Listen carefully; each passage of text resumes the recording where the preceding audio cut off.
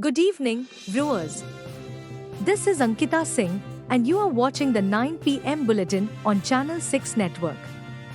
Let's take a look at the top stories making headlines tonight.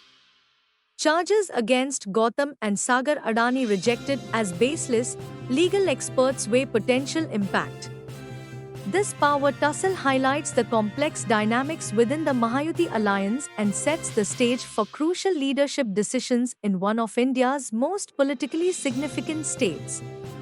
The BJP's cautious stance is influenced by past coalition challenges, with efforts currently directed at streamlining ministerial portfolio distribution. The Mahayuti alliance's approach underscores the importance of resolving leadership disputes to sustain their electoral momentum in Maharashtra. This unfolding leadership battle is expected to shape Maharashtra's political future as key stakeholders deliberate the next steps.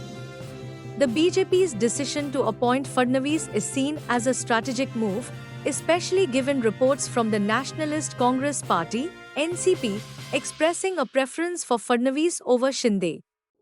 As the political saga unfolds, the future of Maharashtra's leadership looks set for a new chapter under Fadnavis.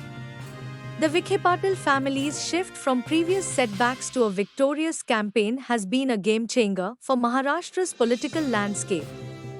Political analysts, like Pratap Asbe, emphasize that the Vikhe Patil family's history of rebellion and shifting allegiances has kept them resilient, making them formidable in the ever-changing political scene. Veteran pacer Tim Southee, who recently announced his retirement plans from Test cricket, will play his final series unless New Zealand secures a spot in the WTC final. In contrast, Prime Minister Shehbaz Sharif and Interior Minister Mohsin Naqvi responded by condemning the violent actions of PTI protesters, which led to the deaths of at least 4 security personnel. Israel and Hezbollah have agreed to a ceasefire mediated by the United States, ending 2 months of conflict. The agreement, under UN Resolution 1701, mandates a military withdrawal from southern Lebanon to restore regional stability. Authorities suspect a short circuit caused the fire. Despite having a firefighting system, staff were not adequately trained to operate it. For more information on how to protect yourself from digital fraud, visit the Indian Cybercrime Coordination Center's website. Cybercrime experts urge the public to report suspicious activities immediately to local police or the Cybercrime Helpline. Petition labels ISKCON as fundamentalist, arrest of Hindu leader sparks protests. ISKCON plans global protests demanding justice for victims of attacks, calling for stronger international intervention. A diplomatic win amid regional tensions.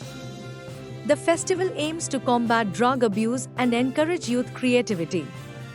The campaign aligns with global sustainable development goals to eliminate harmful practices against women and girls by 2030. This incident highlights the volatile political landscape in Pakistan as tensions between PTI and the government escalate. Rising violence and government response spark concerns for religious minorities in Bangladesh, calling for international attention. Beijing's anti-corruption measures aim to strengthen military reputation globally amid competitive appointments. The investigation continues, with a phone sent for forensic analysis to explore evidence of abuse or foul play.